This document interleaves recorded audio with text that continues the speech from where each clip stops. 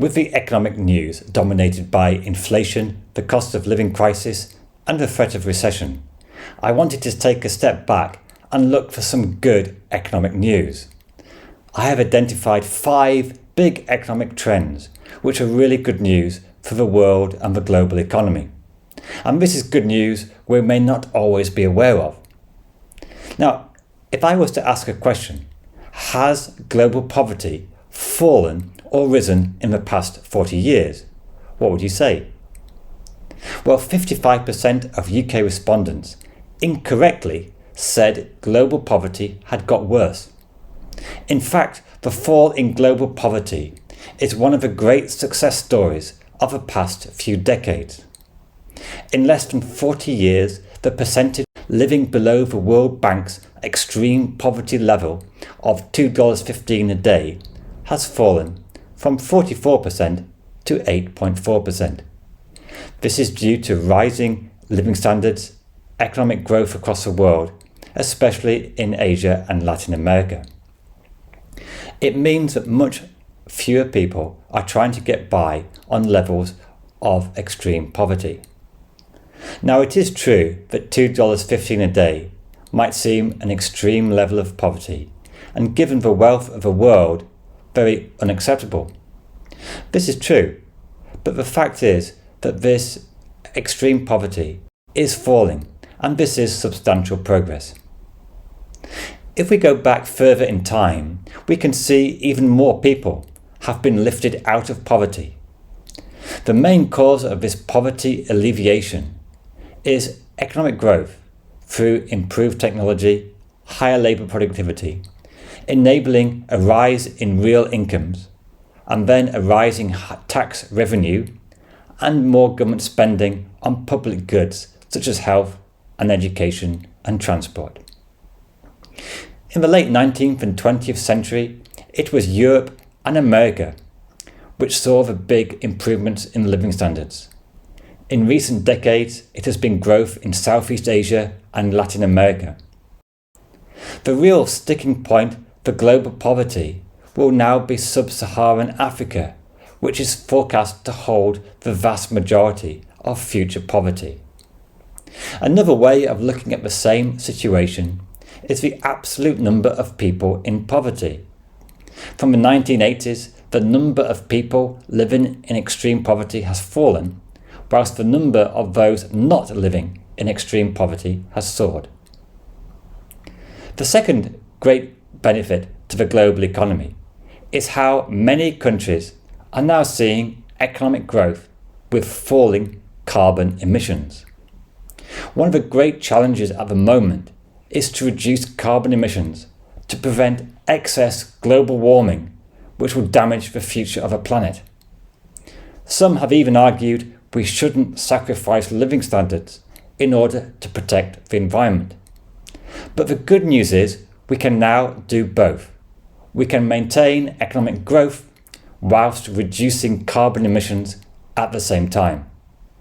For example, the UK, which has virtually phased out coal, has reduced CO2 emissions by 46%, whilst economic growth, GDP per capita, has risen by 48%. In the UK's case, even small carbon taxes led to a sharp fall in coal production, which is the worst polluter, enabling higher economic growth with much lower carbon emissions. Some might claim countries in the West are exporting carbon emissions by importing goods and energy produced elsewhere. However, this is only a relatively small factor. Whether we use consumption-based or production-based measures, the effect is the same. The third big boon is the rise of renewable energy and how it is now cheaper than fossil fuels. It is one of the best pieces of economic news of recent years, how renewable energy, especially solar and wind, is falling in price, making it cheaper and more economical than pollutant-heavy fossil fuels. Renewable energy has been falling in price through technological innovation, economies of scale, the process of learning by doing. and its decline in costs has fallen a steady state path, often falling every year by a certain percentage, similar to Moore's law for computing, suggesting further gains are likely to come. And of course, there's always new technology around the corner, such as sodium-powered batteries, geothermal energy, nuclear fission. All these are possibilities that will help the future economy. Now, in recent years, productivity growth has often lagged, but renewable energy is a huge boost to the hope of improved economic growth, which also protects the environment.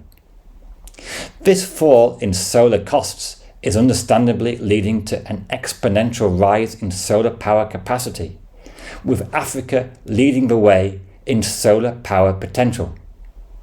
Wind power is also growing rapidly, with countries like China investing in huge offshore wind capacity.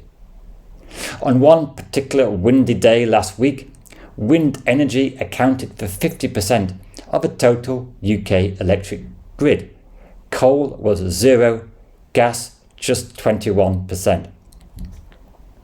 There is huge potential for all countries to exploit renewable energy, and this will give really big economic benefits, reducing our dependence on imports, avoiding the problems of price fluctuations, and importantly, protecting the environment.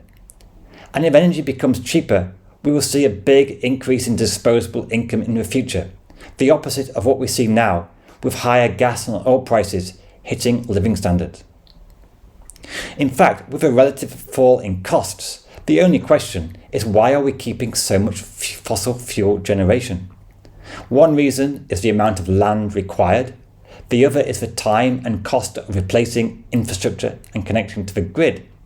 The other is the political power of a fossil fuel industry, which often gets subsidies for producing fossil fuels.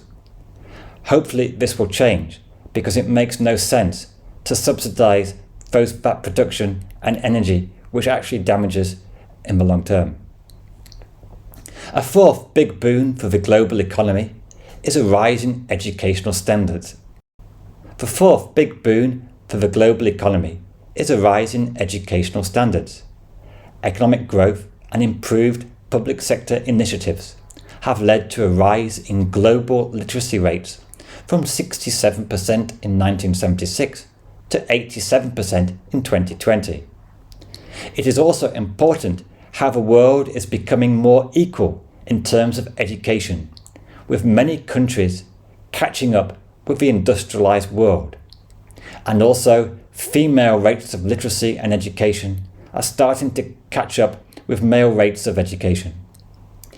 This will be a great equalizing force for the future global economy, giving educated people around the world much more economic and social opportunities in the future. The fifth big benefit is a growth in life expectancy. Again, there has been an important catch-up effect, with Southeast Asia, Latin America and Africa all seeing big rises in life expectancy, and this is forecast to continue in future decades.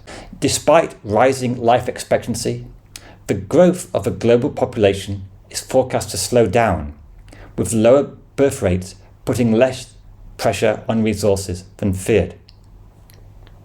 Now, for a final bonus graph, here is UK GDP, with all the economic crisis labelled. This shows that even the worst crisis does not mean the end of the world, and it helps to put into perspective how an economic downturn does not undo all the previous growth. Of course, the world economy faces huge challenges and threats, but this video is aimed to show how there are also many opportunities to create a better world which leads to improved living standards across the world and also protect the environment at the same time. So let us not be too pessimistic, even if in the short term there are very real economic hardships. Hope you like this video. Please give it a thumbs up and subscribe. See you soon. Bye.